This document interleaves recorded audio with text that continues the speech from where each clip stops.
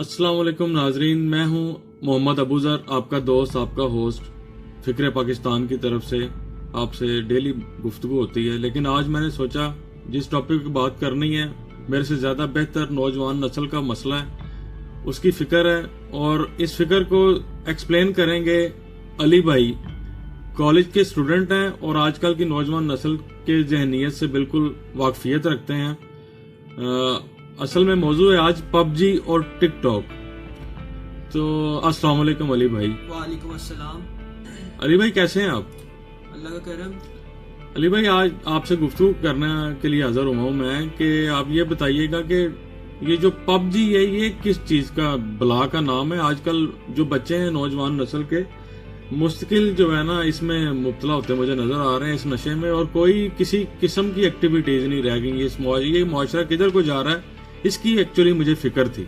और आपको इसलिए मैंने चुना है कि आप इस कम्युनिटी का हिस्सा हैं, नौजवान हैं, और प्लीज जरा थोड़ा एक्सप्लेन करें कि ये क्या पैगाम दे रहा है पबजी और इसमें मुब्तला होने वाले नौजवान बच्चे किस तरफ जा रहे हैं।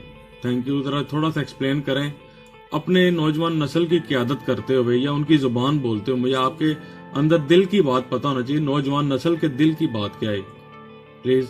देखें जी, वो तो खेलते हैं गेम, मेरे जो क्लासमेट्स हैं या क्लास फेलोज हैं वो गेम खेल रहे हैं, अगर तो उनको इसमें तफरीह नज़र आ रही है, हालांकि इस तरह से नहीं है जिस नज़र से मैं देख रहा हूँ। तो मुझे उसमें किसी किस्म की तफरीह नज़र नहीं आ रही, बल्कि उल्टा मुझे उसमें ये नज़र आ रहा है कि आप दुनिया के किसी हिस्से में किसी से लड़ोगे, गन से उस पर फायर करोगे। आपको ये मतलब तालीम दी जा रही है उस गेम में कि आप फायरिंग करो, आपको दहशतगर्दी सिखाई जा रही है दूसरे मायनों में जी। तो इसके अलावा आपने कहा कि एक्टिविटीज़ कहाँ किस तरफ जा रही हैं, तो एक्टिविटीज़ की ऊपर मैं ये कहूँगा कि एक्टिविटी तो ये किसी तरह से भी इसको मैं नहीं कहूँगा, क्योंकि आप एक जगह साथ साथ बैठे हुए हो और आपने हेडफोन लगाए हुए हैं और आप खेल रहे हो गेम, उससे आपके दिमाग पे प्रेशर पड़ रहा है। तो पिछले दिनों मेरे सामने कई ऐसे केसेस आए भी, मतलब स्टूडेंट्स में ही बात फैली कि जी वो इस स्कूल का, उस एकेडमी का लड़का गेम खेल खेल के ही मर गया। तो ज़हनी स्ट्रेस की वजह से कि मैं गेम में हार रहा हूँ या जीत रहा हूँ, मुसलसल हार रहा हूँ, मुसलसल अगर मैं ना जीता तो क्या होगा। ओहो, अच्छा ये मुझे बताइएगा कि इसमें रैंक क्या सिस्टम है, ये डॉलर्स किस तरह आते हैं? ये भी सुना है कि पैसे वगैरह मिलते हैं और इसमें रैंकिंग होती है, जिस तरह कर्नल, जनरल, लेफ्टिनेंट, इस तरह का कोई है इसमें? हाँ जी, बिल्कुल ऐसे ही है। आप जिस तरह से आप बढ़ते जाओगे, रॉयल्टी कार्ड्स होते हैं इनके, आपको खरीदने पड़ते हैं। पहले तो आपको खरीदने पड़ेंगे ना कार्ड, 300, 400, 500 का आपको जैज कैश वगैरह के जरिए आप कार्ड खरीदोगे उनका, फिर आपको उससे जेम्स मिलेंगे, कॉइन्स मिलेंगे। आप मतलब आपका रैंक बढ़ता जाएगा। आप जितना अपने आप को पावरफुल कर लोगे, आप समझ लो कि आप गेमिंग की दुनिया में आप अपने आप को उतना ही पावरफुल महसूस करेंगे, आप जनरल कर्नल ही आप अपने आप को महसूस करेंगे। अच्छा, तो ये सिखा क्या रही है, इसका पैगाम आपने क्या इसे ऑब्जर्व किया कि इसमें क्या पैगाम है नई नौजवान नस्ल के लिए? किस तरह आप इसको देखते हैं? नई नौजवान नस्ल के लिए पैगाम इसमें जो मैंने देखा है वो यही है कि आपको मारना सिखा रहे हैं। आप दुनिया के किसी हिस्से में दुनिया के किसी भी हिस्से से आपकी टीम्स बन जाती हैं, 3-3 बंदों की टीम्स हैं आपकी, और आप एक दूसरे पे फायर ही कर रहे हो। दहशतगर्दी की आपको तरगीब दी जा रही है, आपको ज़हनी स्ट्रेस आ रहा है। मुझे तो इसमें बस यही नजर आ रही है चीजें जिनसे मैं परेशान हूँ, और मैं नहीं खेलता, इन्हीं वजह से मैं नहीं खेलता ये गेम्स। ये आप समझते नहीं है कि मुआशरे में ये दहशतगर्दी का बायस बनेगी और ये नौजवान नस्ल को ये वहशी कर रही है, वहशत की तरफ धकेल रही है ये चीज? बिल्कुल, ये मैं आपको दलील से बात कह सकता हूँ। आजकल जितने भी, हालांकि आजकल ये जो तंजीमों वाला सिस्टम है ना कॉलेजेस में नहीं है जी, जितनी ये तंजीम है ये सारी बैन हो गई हुई है आजकल। इस तरह से है कि लड़के आपस में खुद ही तंजीम बनाते हैं, खुद ही ग्रुप बना लिया, मतलब कि जिसके पास गैंग सिस्टम दोबारा से वो एंटर हो रहा है तंजीम के। और ये पबजी की वजह से ज्यादा, बिल्कुल इसी वजह से समझूंगा। हालांकि तंजीम सिस्टम जो है मैं कहूँगा वो ज्यादा खतरनाक नहीं था, और पबजी की वजह से कायम होने वाला सिस्टम जो है ना कि लोगों ने खुद ही अपने गैंग्स बना लिए हैं, वो ज्यादा खतरनाक जी है। क्योंकि उनके पीछे आप नहीं जा सकते, तंजीमों के दफातर भी होते हैं और कुछ अरकान, वो जाहिर बात है कि उनका फेस भी होता है। पबजी का तो मैंने आपसे समझ लिया कि ये क्या सिस्टम है। तो ये टिकटॉक में आप क्या देखते हैं नौजवान नस्ल को آپ کیا دیکھتے ہیں کہ یہ جو گراس روٹ لیول کے نوجوان گلی محلے کے بچے بھی آج کل ٹک ٹاک نے تو پاگل کیا ہوا ہے نا، یہ آپ ذرا تھوڑا سا اس کے لیے بتائیے گا کہ یہ کیا بلا؟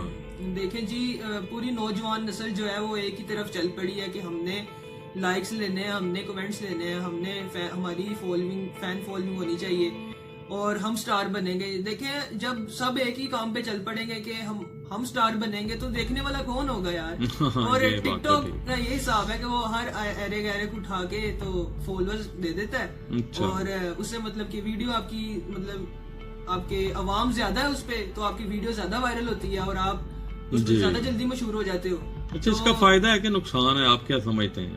یہ ٹھیک راستے پہ جا رہا ہے یہ ٹک ٹاک؟ میں تو یہی کہوں گا کہ اس سے فائدے بھی ہیں اور نقصانات بھی ہیں۔ فائدے اس طرح سے ہیں کہ اگر آپ تو ڈال رہے ہو کوئی اچھی چیز ڈال رہے ہو، کوئی قرآنی صورتیں ڈال رہے ہو، یا پھر اس طرح سے میں نے دیکھا ہے کہ کوئی پاکستان کے لیے کوئی بات کر رہے ہو، آپ ترانے ڈال رہے ہو، ملی نغمے ڈال رہے ہو، اگر آپ اس طرح سے کام کر رہے ہو تو اس کا فائدہ ہی ہے کہ آپ اپنے پیٹریوٹ ہو، آپ پیٹریوٹک آپ کی سوچ ہے، یا پھر آپ کا اسلامی پوائنٹ آف ویو ہے، آپ نیکی کرنا چاہ رہے ہو تو کہ آپ کی آواز زیادہ لوگوں تک پھیلے، یعنی پازیٹیوٹی کی طرف اس کو موڑا جا سکتا ہے۔ ہاں جی، موڑا جا سکتا ہے، اور لیکن بہت کم لوگ ہیں ایسے جو اس طرح سے کر رہے ہیں۔ زیادہ تر جو لوگ ہیں ان میں نقصان ہی دیکھ رہا ہوں کہ کس طرح سے وہ فحاشی پھیلا رہے ہیں اور ناچ گانے کی طرف زیادہ ان کا رجحان ہے، اور میں تو تباہ ہوتا دیکھ رہا ہوں اس نسل کو۔ یقیناً آپ کے خیالات سن کر اچھا لگا، اور میں ناظرین اپریشیٹ کرتا ہوں ایسے نوجوانوں کو جو